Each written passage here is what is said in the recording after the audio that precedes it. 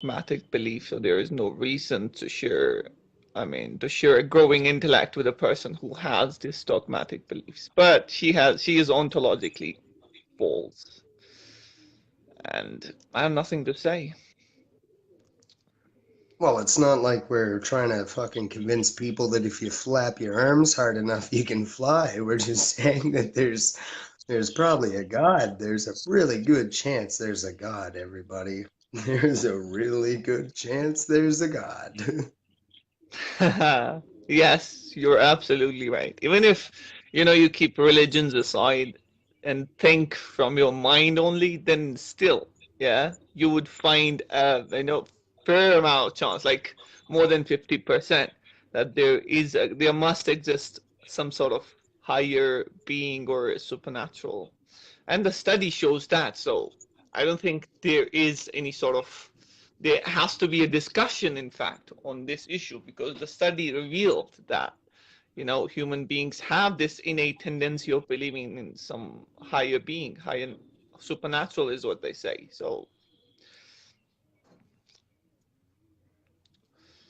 Yeah, I even agree. if you keep religions aside, that's the reason these great heads like Newton, Einstein, people like these had a belief, even if it was a deist kind of a god, but they had this innate conviction that a supernatural must exist.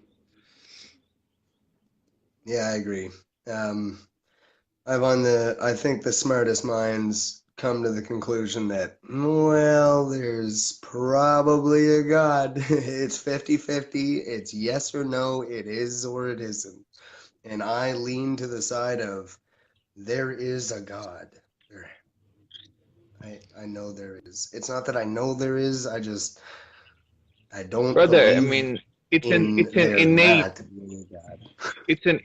disposition of human beings. They intrinsically believe in supernatural.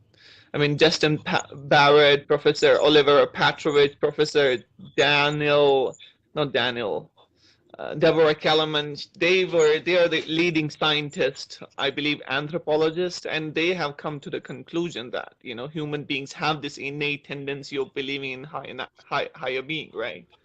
So it's like going, and even Professor Oliver Petrovich says that atheism is an acquired position. My sister's an It's there. anthropologist. It's there. No, yeah, the definition may vary, but the concept is there in the human beings. You may have different religions, the definition of God may be different, but the concept is there. It exists within the human beings. It's a reality.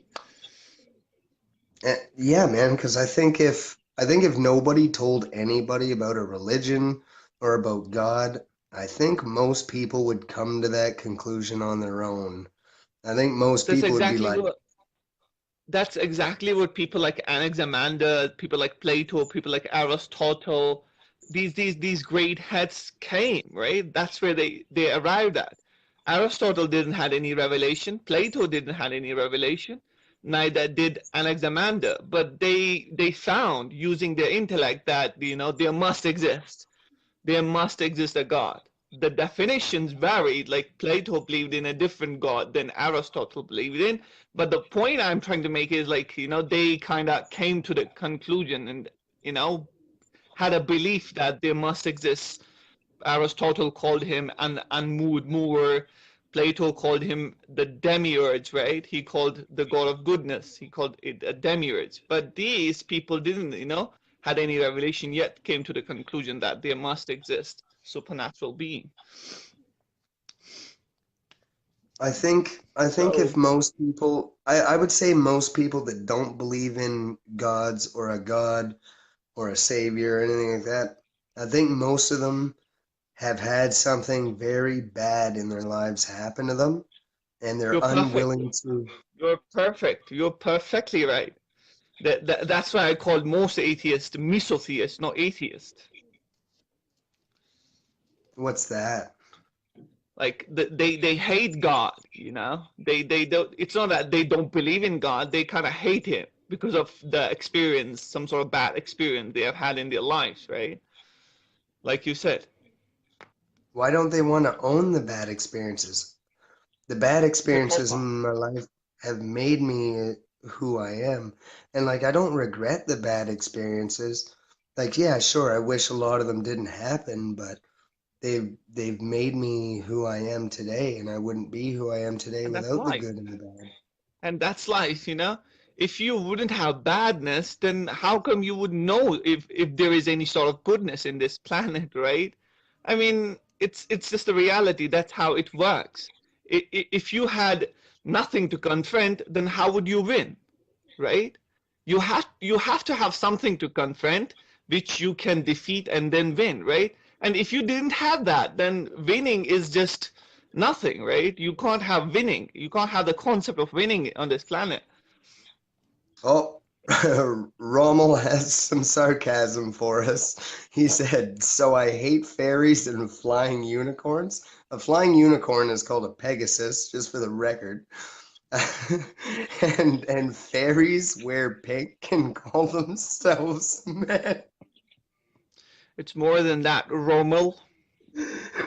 They watch these 2-minute YouTube videos and these big words like unicorns and spaghetti monsters, and then they use it as a Trump argument against theism. But it's just a bunch of nonsense, which these popular science communicators are, spewing out. And to be honest, guys, like what's so hard to believe about a unicorn? Like it's just a fucking horse Absolutely, with a horn on its absolutely. head. Yes, I mean, you're taking two natural things and mixing them together, making up an image, right? And then, saying that this is what we believe in. But you're taking them from this universe. You're taking a horse and you're taking a horn, right? And then making up, a mental image in your brain and then saying that this is the unicorn. You still take two things from this planet or from this universe and then, arranging them in a different way. But when it comes to God, it's some sort of like theists believe in an infinite, merciful, like something that transcends this universe. Where did that concept come from if it didn't exist? Where did that come from?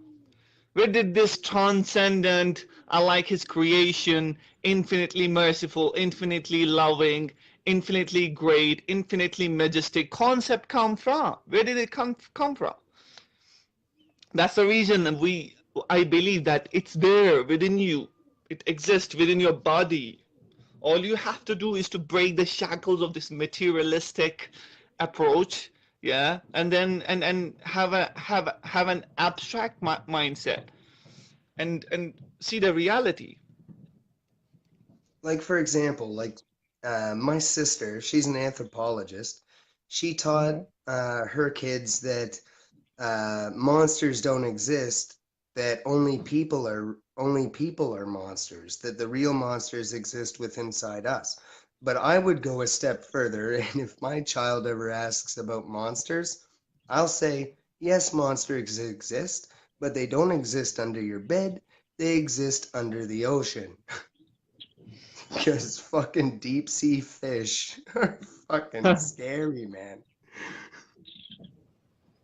They look like monsters.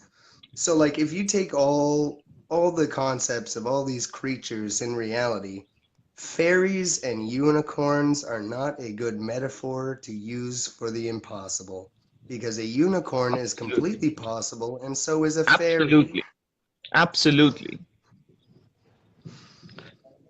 Like those and aren't and we concepts can beyond imagine me. one, right? So the fact that we can imagine one, it makes it possible. So it's not something impossible, it is possible.